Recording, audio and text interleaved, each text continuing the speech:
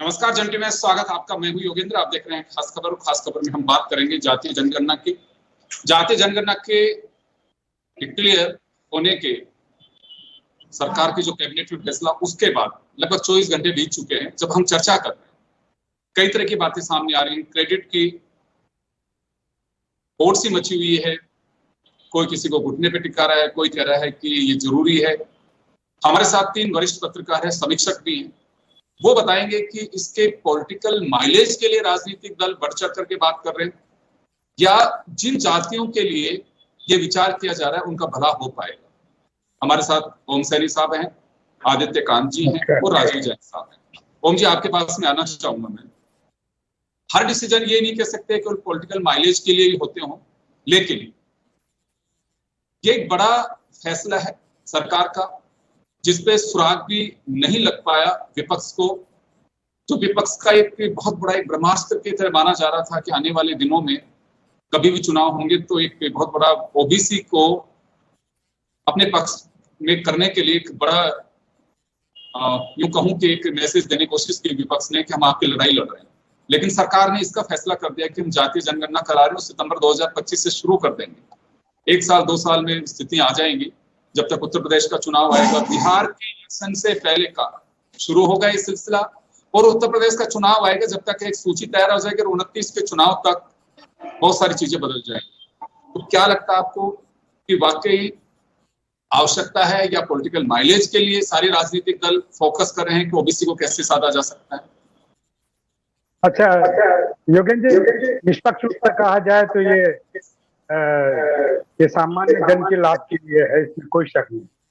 इससे पूरा परिदृश्य साफ हो जाएगा कि कौन से वर्ग के साथ में क्या है, कौन से समुदाय के साथ में क्या हो रहा है, ये सारा सामने आ जाएगा। लेकिन जो सियासत का खेल चल रहा है वो लंबे अरसे से चल रहा है। लंबे अरसे से कांग्रेस पार्टी की लगातार डिमांड करती रही है और केंद्र सरकार इनकार करती रही है, और मोदी जी ने तो इसकी अलग ही व्याख्या कर दी है कि युवा, महिला, छात्र, किसान, ये सब 4 जातियां होती हैं, कुछ जातियां नहीं। इन सब बातों के बीच में व्याख्याएं काफी सारी हैं, और इसमें मैं समझता हूँ कि ये देश की जनगणना के साथ साथ में अगर ये सारा सीन साफ होता है, सामने आता है, तो इससे हर समुदाय को अपनी हैसियत का और अपनी जरूरत का पता लग जाएगा। जैसे कि कांग्रेस का कहना है कि तेलंगाना में जो किया, उससे पता लग गया कि वहां पर जो उच्च वर्ग के लोग हैं, उसके अलावा जो निम्न वर्ग के लोग हैं, उनके साथ में बड़ा अंतर है, उनकी कोई हैसियत नहीं है पावर शेयरिंग में। और बिहार का भी जैसे कुछ बताते हैं, और कर्नाटक में भी उनका यही सोच रहा है, तो वो अपना अपना ख्याल है। अब देखिए, इसके बाद में मामला चल रहा था पहलगाम का, और हम लोग सोच रहे थे कि किसी वक्त भी अब तो स्ट्राइक करने का सिलसिला बन रहा है कि अचानक जाति जनगणना का सवाल आ गया। तो ये देखिए, सियासत तो होती है, तो सियासत में कोई भाईचारा तो होता नहीं। हर एक छोटा सा सवाल मेरा यहाँ पे ये होगा, एक आपको लगता है कि दुनिया के सामने ये भी एक मैसेज होगा सरकार का कि पहलगाम अटैक हुआ, बिल्कुल पूरे देश में एकजुटता भी है, नाराजगी भी है घटना के प्रति, और सरकार अपने तरह से उसमें कैसे उससे इंसाफ लिया जाएगा उस पर भी काम कर रही है। लेकिन सरकार ठप नहीं हो गई है, सरकार काम दूसरे भी कर रही है। एक मैसेज देने की भी कोशिश है। हाँ है, लेकिन इसके साथ साथ में ये पहला मौका है चाइना के साथ में, या 71 में बांग्लादेश के साथ में, या 65 में पाकिस्तान के साथ में जैसा सिलसिला बना था, कभी भी हमारे प्रधानमंत्री ने या हमारे रक्षा मंत्री ने सब कुछ फ्री नहीं छोड़ दिया कि सेना अपने आप तय करेगी। ये तो हमारा रक्षा मंत्री या हमारा प्रधानमंत्री तय करेगा कि हमें क्या करना है, किस तरीके से करना है। उनको वो परामर्श देंगे, वो बताएंगे कि हम ये इस तरीके से कर सकते हैं। ये पहला मौका है कि आपने फ्री होल्ड दे दिया कि सेना तय करेगी कैसे करना है, क्या करना है। ऐसा नहीं होता डेमोक्रेसी में। और जहाँ पर चुना हुआ प्रधानमंत्री हो, जहाँ एक पावरफुल पार्टी का प्रधानमंत्री हो, वो कभी भी इस तरीके से, लेकिन प्रधानमंत्री ऐसा कर रहे हैं। और वो समझते हैं कि ये विपक्ष नाम का जो समूह बना है, ये निरर्थक है इन द सेंस कि जब भी सारे दलों की बातचीत का वो कहा है तो प्रधानमंत्री वहां नहीं थे, वहां पर दूसरे लोग थे। तो सर क्या मतलब? तो ये कुछ ऐसी परंपराओं को तोड़ करके अलग तरह की बातें स्थापित करने की चेष्टा की जा रही है, जो कुछ रुचिकर नहीं लग रही। हमारे को जो इतिहास का अध्ययन करते हैं, तो उसके बाद में लगता है कि प्रधानमंत्री अपनी पावर को डेलीगेट कर रहे हैं। वो नहीं हो सकता ऐसे मौके पर। पहलगाम का हमला कोई सामान्य हमला नहीं था, ये तो पूरा देश उबल करके सामने आया, पूरा देश एक होकर के सामने आया कि अब देखना चाहिए कि जिन लोगों ने ये सब कुछ किया उनको दंडित किया जाए, उनको सबक सिखाया जाए, ताकि आगे से हमारे देश में इस तरह की घटना ना हो। वैसे में प्रधानमंत्री का ये सब ना करके, और ये जो जनगणना का इसको कह रहे हैं बहुत बड़ी बात है, पहली बार है। कहा इसके पहले तो काफी कुछ हो चुका है, आज के अखबार में वो सब छपा हुआ है कि कब कब क्या हुआ। तो इस तरह के जो अच्छा आश्चर्य इस बात का है कि जो पत्रकार हैं वो भी अपने इतिहास को नहीं देखते कि हम पिछली बार तो इन्होंने कहा था, वो कहे तो सही ना, कुछ अखबारों को छोड़ दीजिए, बाकी तो जैसा सरकार कह रही है वही श्रेष्ठ है। और हमारे गृह मंत्री ने कह दिया कि बिल्कुल अलग सारा चीज है, तो ऐसे माना नहीं जा सकता। कहा गया है, ठीक है, हम सुन ले। मैं वापस आ रहा हूँ सर, आपके पास में वापस आ रहा हूँ मैं। एक बार राजीव जी आपका रुख करना चाहूंगा। देखिए, जातीय जनगणना होनी चाहिए, बात सही है, लेकिन उसके बाद आपको लगता है कि आरक्षण, देखिए मेन एजेंडा इसके बाद भी होगा क्या कि ओबीसी पिछड़ रहा है, ओबीसी के आरक्षण का दायरे को बढ़ाया जाएगा। 50 की लिमिट इंदिरा साहनी केस के बाद में जो तय की थी सुप्रीम कोर्ट ने, उसको क्रॉस कर दिया जाएगा। सरकार है, अगर अपना फैसला करेगी, या कहा जाएगा कि सरकार जो फैसला करती है सुप्रीम कोर्ट, उसमें कई तरह के बयान भी सामने आ सकते हैं। तो आपको क्या लगता है कि वाकई सरकार को आरक्षण की समीक्षा भी करनी चाहिए कि क्या इसमें क्रीमी लेयर की आवश्यकता है? अब जातीय जनगणना कर रहे हैं, लेकिन जातियों में क्या उस तबके को भी छूने की कोशिश की जाएगी कि उसमें भी एक एलिट क्लास बन चुका है, जिनके पास में दुपहिया वाहनों के अलावा 4 व्हीलर्स भी हैं और उनकी कोई गिनती नहीं है, उनके आलीशान मकान बने हुए। एक ऐसा घर है जिसमें झोपड़ा बना हुआ है, जो आज भी उसको जरूरत है कि आरक्षण में भी उसको आरक्षण मिलना चाहिए।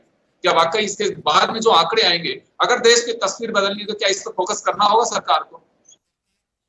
देखिए योगेंद्र जी, सामाजिक न्याय के का मतलब कदम उठाने के लिए ये पहला कदम है जातीय जनगणना।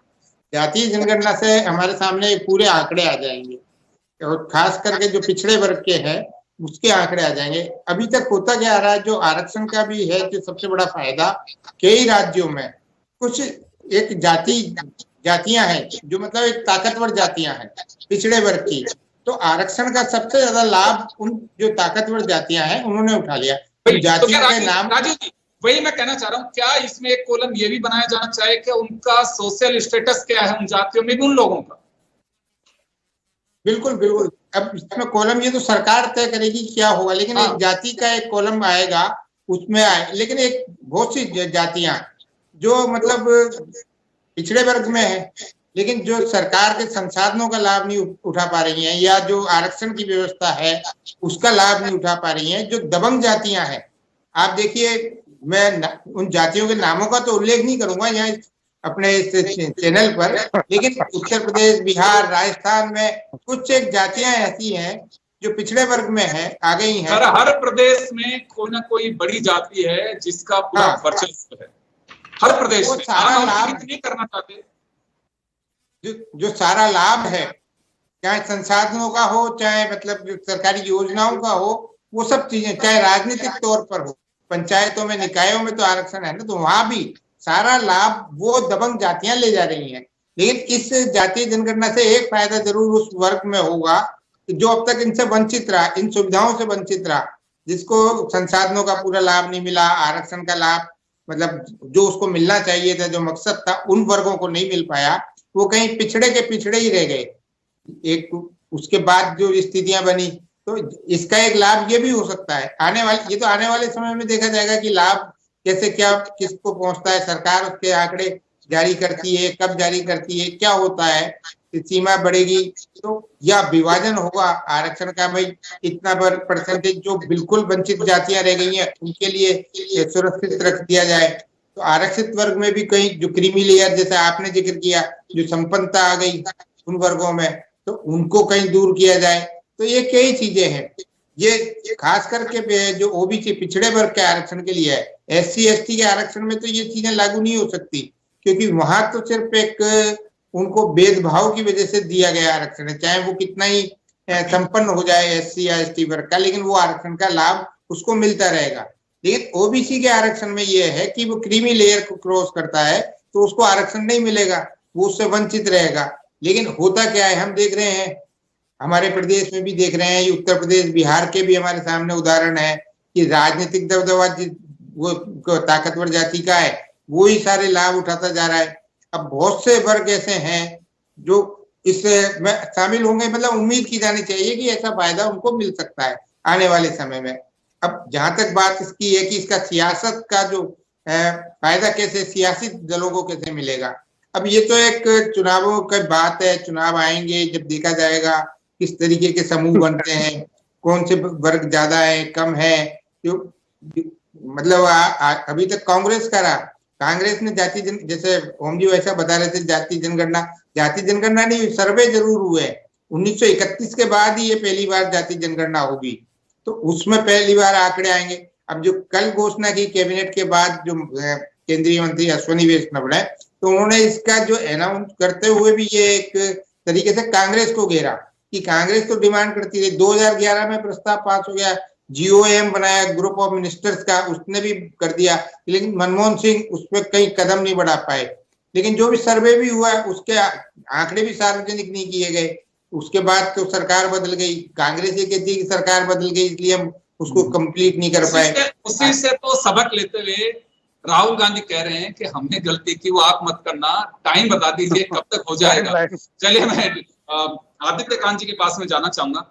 सर वैसे तो देखिए ये एक ऐसा बड़ा काम है ये, क्योंकि इसमें एक टाइम फ्रेम तो बन सकता है कि इसके आसपास के दिन, लेकिन एग्जैक्ट टाइम बताना बहुत मुश्किल है, क्योंकि वेदर भी है, दूसरी चीजें भी, इस बीच कई जगह के चुनाव भी होंगे, कई स्टेट्स में लोकल बॉडी के इलेक्शन होंगे, पंचायत राज के चुनाव होंगे। स्टाफ आपका वही काम करता है, मशीनरी तो वही है, पैरेलल ये काम भी होगा। तो अभी क्या लगता है आपको कि इसके कुछ पॉलिटिकल माइलेज है, या वाकई समय की जरूरत है, या फिर एक तरह से कहूं कि अभी बॉर्डर पे सर्जिकल स्ट्राइक तो कब होगी, लेकिन कांग्रेस के मुद्दे पर सरकार की एक सर्जिकल स्ट्राइक है ये? बिल्कुल योगेंद्र जी, अगर आप इसकी टाइमिंग देखो तो हर तरह के मायने हैं, और हर तरह से अगर हम देखें तो इसकी जरूरत महसूस तो होती थी, बट अभी जो पहलगाम के बात है और उसके बाद ये एकदम से सबको बाय सरप्राइज जिस तरह की ये डिक्लेरेशन हुई है, उसको देख के एक चीज तो समझ आती है कि थोड़ा सा एक जो रूलिंग गवर्नमेंट बीजेपी का क्रिटिसिज्म भी हो रहा था, और ओपोजिशन बार बार ये कह रहा था कि हिंदू मुस्लिम पॉलिटिक्स हो रही है, और हिंदुत्व को लेके बीजेपी गवर्नमेंट को बार बार इश्यूज इलेक्शन भी रहा है। एक जो क्लियर इंडिकेशन मिल रही है कि शायद नेक्स्ट इलेक्शंस में जो मुद्दा होगा शायद वो थोड़ा पीछे चला जाए हिंदुत्व का, और मुझे जो नजर आ रहा है जिस तरह से इन्होंने आज किया है, तो शायद कास्ट बेस्ड पॉलिटिक्स ज्यादा डोमिनेंट होके नेक्स्ट इलेक्शंस के टाइम में निकलेगी। एक तो ये क्लियर इंडिकेशंस इसमें आ रही है। दूसरा, अगर हम देखें कि बीजेपी के पॉइंट ऑफ व्यू से, तो ये क्लियर है कि बीजेपी ने जैसे पहले कहा था सबका साथ सबका विकास, तो अब वो इस चीज को ऑब्वियसली इसको इसके साथ कनेक्ट करके, माइलेज तो हर पार्टी लेती है, वो भी इसको लेंगे। कांग्रेस ने इसके लिए कहा था, उन्होंने कांग्रेस को ऑलरेडी कन्फ्रंट करने की कोशिश की है ये कह के कि उनके टाइम में जो सर्वे भी हुआ था ये 2011 में, और उसके फिगर्स को लेके इनफैक्ट सुप्रीम कोर्ट की भी कुछ ऑब्जर्वेशंस रही हैं एक पर्टिकुलर केस में, जिसमें उन्होंने कहा था कि ये जो फिगर्स हैं इनको हम, आई थिंक वो महाराष्ट्र के जो लोकल बॉडीज के इलेक्शंस थे उसमें हम इनको यूज नहीं कर सकते, उस पिटीशन को रिजेक्ट कर दिया था, बिकॉज उनकी क्रेडिबिलिटी आंकड़ों की उतनी अच्छी नहीं थी। तो अब जो गवर्नमेंट के सामने जो चैलेंज होगा, बेशक अभी क्रेडिट वॉर की हम बात कर रहे हैं, दोनों पार्टीज ले रही हैं, बट फैक्ट इज कि ये बीजेपी ने अपने टाइम में डिक्लेयर कर दिया है, तो उन्होंने कांग्रेस के कैंपेन को ब्लंट तो कर ही दिया कहीं पे, क्योंकि अब वो आगे बार बार ये बीजेपी गवर्नमेंट को इस चीज पे हेड ऑन नहीं ले पाएंगे। दूसरा, लेकिन इसमें जो फाइनल पॉइंट्स हैं वो ये हैं कि इस सेंसस को, और ये जो उन्होंने डिक्लेरेशन की है, ये एक बहुत बड़ा चैलेंज होने वाला है पार्टी के लिए, अगर वो होलिस्टिक वे में इसको अच्छी इंटेंशंस के साथ सारे बेनिफिट्स जिन तक पहुंचे, जो इसका ऑब्जेक्टिव दिखाया जा रहा है, वो करने में एक अपने आप में बहुत बड़ा चैलेंज होगा। और अभी तो हालांकि ये क्रेडिट वॉर लग रहा है, लेकिन अगर ये सही मायने में अगर हमारे पास सेंसस हो जाएगा तो उसमें बहुत सारे अनफोर्सिन चैलेंजेस प्रेजेंट गवर्नमेंट के पास भी आएंगे, जुडिशरी के पास भी आएंगे, और बाकी पार्टीज के लिए भी आएंगे, बिकॉज सब पार्टीज के जो भी अभी हमारे डिप्राइव्ड सेक्शंस हैं और सब कास्ट हैं या ओबीसीज में जितने सेक्शंस हैं, बहुत सारे लोग अपना क्लेम उसके बेसिस पे लेने के लिए आगे भी आएंगे। और जितना नजर आता है कि जो सुप्रीम कोर्ट का ऑलरेडी एक कैप है इस पे, वो कैप ऑलरेडी एक्सीड केस में 50% का जो कैप किया हुआ है, हालांकि कई स्टेट्स ने अपने तरीके से लगाया है, लेकिन वो अभी तक उसे लागू नहीं कर पाएंगे। हाँ, नहीं कर पाए, तो ये अपने आप में एक बड़ा चैलेंज होगा। बट ये फॉर श्योर है कि जो पॉलिटिकल स्टेट तो सर इसको लिमिट क्रॉस करके 65 तक चला गया। बिल्कुल बिल्कुल। और ये जैसे बिहार में 65 तक, हाँ जी, मैं वही कह रहा हूँ। अब जैसे बिहार में इन्होंने, जो बिहार एक फर्स्ट स्टेट बनी थी इस कास्ट बेस्ड सेंसस को करने के बाद, जो अपने उन्होंने किया था, उसमें ऑलरेडी आई थिंक 63% के आसपास ये पहुंचा है। तो आप किस तरह से रिप्रेजेंटेशन दे पाएंगे?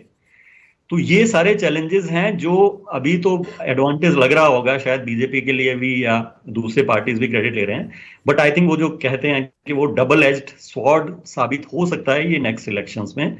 बट हैविंग सेड दैट, ये चीज बड़ी क्लियर है कि ये एक बड़ा चैलेंजिंग वो होने वाला है, और अगर अच्छे ढंग से हो तो एटलीस्ट हमें ग्राउंड लेवल की रियलिटी इसके बेस पे इतना तो समझ आ ही जाएगी कि कौन लोग डिप्राइव्ड सेक्शंस है, कौन लोग इसका रिजर्वेशन का जरूरत से ज्यादा फायदा, क्रीमी लेयर बहुत ज्यादा कितना बन के आया है।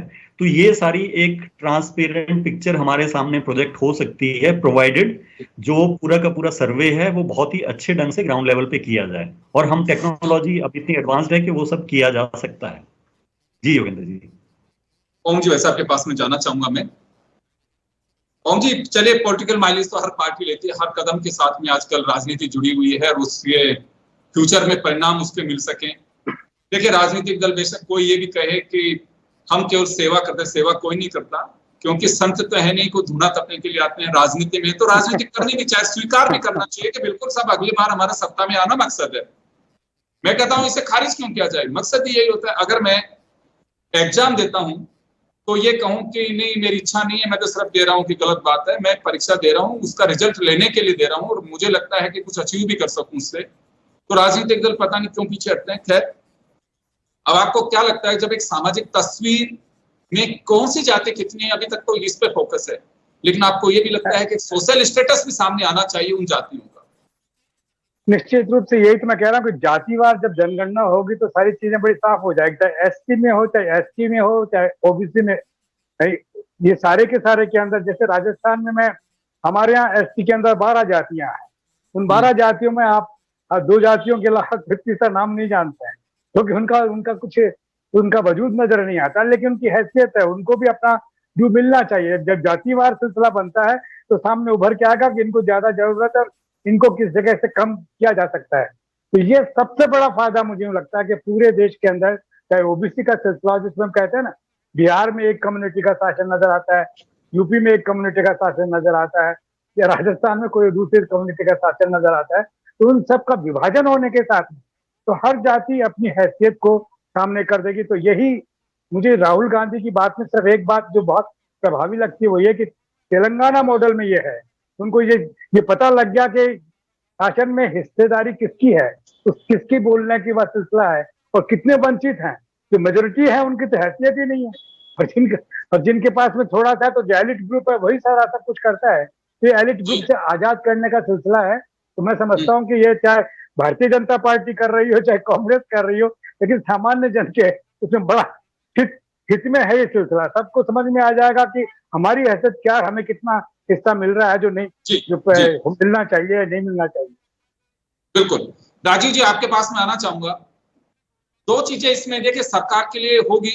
अभी हो क्या रहा है कि डिलिमिटेशन के बाद में रिजर्व कर दी जाती है पार्लियामेंट में और असेंबली में भी सीट्स, हाँ कि ये यहाँ से रहेगी, यहाँ से रहेगी।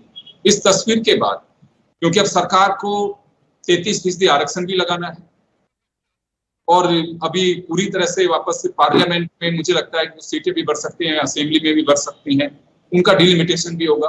तो उसके लिए भी एक बड़ी कवायद कही जा सकती है। इसके मायने केवल एक जातिगत आधार नहीं है रिजर्वेशन देने में कि हाँ वास्तव में किस सीट पर कौन सी जाति ज्यादा है, उसका रिजर्वेशन उसी तरह से दिया जाए। हाँ बिल्कुल, निश्चित तौर पे ऐसा ही होगा।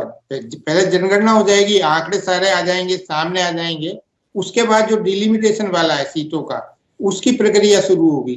तो उसमें डिलिमिटेशन में तो एरिया, जनसंख्या, आबादी की या किस SC ST कितनी कम्युनिटीज है, क्या है, वो सब एक आंकड़े एक अलग तरीके के होते हैं। लेकिन पहले जो पहला कदम जब उठ रहा है कि ये जनगणना शुरू होगी, जैसे ऐसा माना जा रहा है कि सितंबर में या शुरू हो जाएगी। अभी आदित्य कांत जी भी बता रहे थे कि टेक्नोलॉजी का इसमें निश्चित रूप से इस्तेमाल होगा। अब हाईटेक टेक्नोलॉजी है तो हमको उम्मीद करनी चाहिए कि कम से कम 90% तो एक्यूरेसी रहे।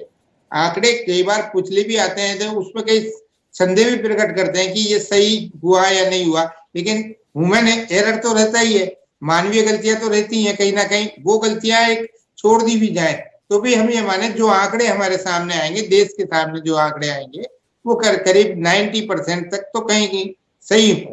तो उस आधार पर सरकार अपनी योजनाएं बनाएगी।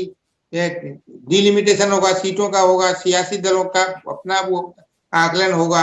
लेकिन सबसे बड़ी चीज है कि सरकार की योजनाओं का उस बनाने में या उसमें जो धन आवंटन होता है, बजट आवंटन होता है कि शिक्षा के क्षेत्र में किस वर्ग में या किस एरिया में ज्यादा काम की जरूरत है, तो ये सब चीजें सामने आनी चाहिए। तो निश्चित तौर पे जो आपका वो था मूल सवाल कि इसमें डिलिमिटेशन का सीटें बढ़ेंगी, निश्चित तौर पे बढ़ेगी। रिजर्व जातियों की संख्या यदि उसमें ज्यादा आई तो उनकी भी सीटों में बढ़ोतरी होगी, तो उनको भी प्रतिनिधित्व मिलेगा। तो ये भी अच्छी बात है। जो वंचित वर्ग है उसको प्रतिनिधित्व जितना ज्यादा मिलेगा तो भविष्य में उस समुदाय की उन्नति के रास्ते भी खुलते हैं। ये ठीक है, इसमें एक लंबा प्रोसेस, दीर्घकालीन चीजें होती हैं, हो सकता है 10-20 साल बाद लाभ की मतलब जो दिखने लगे कहीं ना कहीं। लेकिन मेरा जो मानना है निजी तौर पे कि सामाजिक न्याय मिलने के मतलब देश की जनता को, उसके लिए जो पहला कदम है ये जातीय जनगणना वाला है। इसके आधार पर एक समुचित आंकड़े जो आएंगे वो एक कहीं ना कहीं मील का पत्थर साबित होंगे। और निश्चित तौर पर इसमें एक्यूरेसी का जो भी कर्ता धर्ता है, जो भी नीति निर्माण कर रहे हैं, उनको एक्यूरेसी का पूरा ध्यान रखना होगा। तभी जो पूरे हमारे देश का जो संसाधन है उनका सही ढंग से बंटवारा होगा और लोगों को उसका लाभ भी मिल पाएगा। बिल्कुल, देखिए सोशल जस्टिस तो तभी होगा कि वाकई इसमें मकसद भी यही होना चाहिए, इसके पीछे एम चले। पहले तो ये था कि पॉपुलेशन कैसे होगी, लेकिन जातीय जनगणना का एक आधार अंग्रेजों ने जब शुरू किया था हमने इसे बंद कर दिया, अब वापस से हम कर रहे हैं। यानी कि जातीय जनगणना आजाद भारत में पहली बार और 94 ईयर्स के बाद में अभी हो रहा है। तो आदित्य कांत जी आपके पास में आना चाहता हूं मैं। सबका साथ, सबका विकास और सबका विश्वास और सबका ही कल्याण हो, तभी बात है ये। और आधार तो यही होना चाहिए, इसमें कोई वो नहीं है कि जातियों की स्थिति का पता लग जाएगा, उनके स्टेटस का पता लग जाएगा। लेकिन सोशल जस्टिस के एंगल से अगर हम देख रहे हैं इसे, मकसद भी वही है जातीय जनगणना कराने का, चाहे विपक्ष उठाए चाहे सत्ता पक्ष मान करके चल रहा हो। तो फिलहाल ये माना जा सकता है कि हाँ, एक सोशल जस्टिस के पहल में एक और कदम होगा ये, जिससे कुछ स्थितियां साफ होंगी। आपके जो प्लानिंग जो करते हैं उनका मेजरमेंट जो होगा उसके आधार पे कर पाएंगे आप। बिल्कुल योगेंद्र जी, अभी तो देख के तो यही लग रहा है कि पहला स्टेप है ये, बट अगर हमें अभी भी इसका फाइनल प्रिंट देखना होगा कि उसके वो किस तरह से लॉजिस्टिक्स आगे अप्लाई कर रहे हैं और किस एक्सटेंट तक इंश्योर कर रहे हैं कि किसी भी तरह के एरर ना हो। हालांकि टेक्नोलॉजी ऑब्वियसली यूज होगी, बट टेक्नोलॉजी का मतलब फिर भी ये नहीं है कि वो कंप्लीटली फुल प्रूफ हो। तो ये बहुत जरूरी है कि हम जितने भी फिगर्स मिले हमें ऑथेंटिक मिले और जो लोग एक्चुअली नीडी हैं उनकी क्लियर पिक्चर समझ में आए, क्लियर हो। बट इसके साथ साथ मैं ये भी ऐड करूंगा कि टेक्नोलॉजी की जब हम बात करते हैं, ये बहुत जरूरी है कि गवर्नमेंट अपने लेवल पे ये शुरू करने से पहले एक मैसिव अवेयरनेस कैंपेन जरूर चलाए, जिस तरह के टेक्नोलॉजी से रिलेटेड या उसके गाइज में जितने फ्रॉड्स हो रहे हैं, कि ताकि जो आम लोग हैं वो किसी भी तरह के झांसे में ना आए। जिस तरह के ये हो सकता है कि कोई भी संभावनाएं भी काफी रहेंगी। बिल्कुल बिल्कुल, तो ये बहुत जरूरी है कि गवर्नमेंट पहले ही ग्रास रूट पे लेवल पे पहुंच के जो एक्चुअली जो नीडी सेक्शन है, पहले उनकी जरूरत और उस सर्वे का पर्पस क्या है ये भी क्लियर कर सके। बिकॉज हमारे सोसाइटी में ये देखे जाता है कि बहुत सारे लोग फॉर डिफरेंट रीजंस, कुछ लोग अपनी एक्चुअल कास्ट बताने में या अपना स्टेटस बताने में झिझकते हैं काफी लोग, और कुछ लोग ऐसे भी हैं जो ज्यादा अवेयर हैं जो रिजर्वेशंस के बारे में। वो बिकॉज अभी बहुत सारे ऐसे सरनेम्स हैं, आई थिंक कुछ स्टेट्स में हैं जो कि ओबीसी कैटेगरी में शायद आते हैं, कुछ स्टेट्स हैं जो ओबीसी कैटेगरीज में जहां पे वो नहीं आते हैं, और जो सेंटर की जैसे लिस्ट है उसमें शायद इंक्लूडेड नहीं है। तो ये बहुत बड़ा चैलेंज होगा गवर्नमेंट के लिए भी कि वो कौन सी लिस्ट से किस कैटेगरी के लोगों को कहाँ इंक्लूड करने वाली है। तो आई एम श्योर कि वो जो गवर्नमेंट है सेंटर में, वो इन चीज़ों पे भी वो काम कर रहे होंगे और इंश्योर कर रहे होंगे कि इस तरह के जो कन्फ्लिक्ट्स हैं या डिस्प्यूट्स हैं जो बाद में क्रेडिबिलिटी को हिट करें, वो आने वाले टाइम में ना आए। वरना ये ना हो कि ये कहीं पे किसी तरह से लटक ना जाए इशू और वो एक सिर्फ एक पॉलिटिकल इशू बन के रह जाए, जो ऐसा नहीं होना चाहिए जो हम चाह रहे हैं। बिल्कुल, मैं माफी चाहूंगा क्योंकि वाकई हम एक वो फ्रेमवर्क सरकार के लिए तैयार कर रहे हैं कि कुछ इसमें डाउट्स हैं, उस पर फोकस किया जाना चाहिए। मैं मान सकता हूं कि सरकार में जो बैठे हैं बड़े विद्वान लोग हैं, उन्होंने तैयारी की होगी उस अंदाज से, लेकिन कई बार क्या होता है पॉलिटिकल माइलेज का अगर वो एजेंडा तो उसमें कई चीजें रह भी जाती हैं। जैसे अभी कल अश्विनी वैष्णव कह रहे थे कि कांग्रेस के सर्वे में इतने लाख खामियां रह गई थी। बिल्कुल करने वाले तो वही हैं, धरती के जीवी सारे के सारे, खामियां अभी भी रह सकती हैं, लेकिन हमारा पैनल उसी की ओर आगाह कर रहा है जनता को भी और सरकार को भी कि आप भी किसी ठगी का शिकार ना हो जाएं। कहीं आपको पता लगे कि ओटीपी दे रहे हो और वो दे रहे हो, आपके पास में जो सरकार की गाइडलाइन है उसके अनुसार जो आप बहुत जल्दी होगी, क्योंकि अभी कोई डेट नहीं आई कि जनगणना कब से शुरू होगी। आप भोलेपन में किसी का शिकार ना बने, ये भी हम आपको आगाह कर रहे हैं। आप सभी का बहुत बहुत शुक्रिया और खास खबर में इतना ही। दीजिए इजाजत। नमस्कार। नमस्कार।